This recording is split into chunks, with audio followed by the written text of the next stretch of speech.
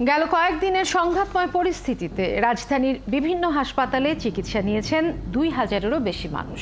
স্বাস্থ্য প্রতিমন্ত্রী জানান, ঢাকা মেডিকেল কলেজে অনেক মরদেহ এসেছে, চিকিৎসাধীন অবস্থায়ও মারা গেছেন অনেকে। রাজাবাগ পুলিশ হাসপাতালেও ভর্তি আছেন ৬১ জন পুলিশ সদস্য। গুরুতর আহত অনেককেই নিউরোসায়েন্স ও পঙ্গু হাসপাতালে পাঠানো হয়েছে। আরও জানাচ্ছেন ফাল্গুনী রশিদ। বিগত কয়েকদিনের সহিংস পরিস্থিতির সবচেয়ে ভয়াবহ রূপ দেখেছে রাজধানীর হাসপাতালগুলো।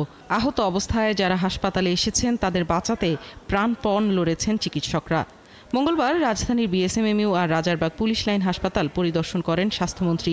কথা বলেন আহতদের সাথে। এলোপাতাড়িভাবে আমাকে মারধর করে, যার ফলশ্রুতিতে আমার মাথায় ৮টা সেলাই হয় এবং আমার আঙ্গুল হয়।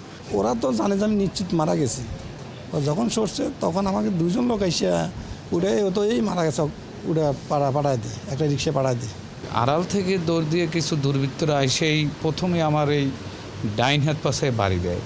বাড়ি দেওয়ার পরে আমি কাইতেই পড়ে যাই। এরপরে আমাকে বিভিন্ন রকম আঘাত করে, মাথায় আঘাত করে। পরে ঢাকা মেডিকেল কলেজ হাসপাতাল পরিদর্শন করে মন্ত্রী জানান, কোনো মৃত্যুই কাম্য নয়। সংঘর্ষে হতাহত আর ধ্বংসযজ্ঞের জন্য দায়ীদের বিচারও চান তিনি। মুগদাতে হয়েছে, তারপরে সরার দিতে প্রত্যেকটা জায়গায় নিটোরে 24 ঘন্টা কিন্তু কাজ হচ্ছে। তাহলে আমার চিকিৎসক ভাই বোনেরা যে এই সার্ভিসটা দিল, তারা তো কোনো সময় দেখে নাই কে আসছে রুগী, কার কি পরিচয়, জাতি ধর্ম দল নির্বিশেষে তারা দিন রাত 24 ঘন্টা সার্ভিস দিয়ে গেছে।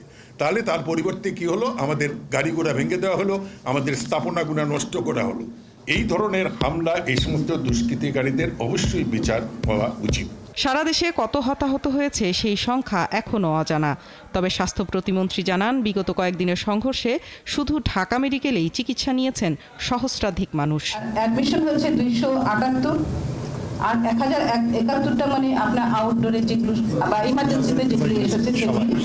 আর আমাদের ডেড বডি এসছেন 19 জন আর ব্রড ডেড এসছে 60 জন। ফাল্গুনী রশিদ, ৭১, ঢাকা।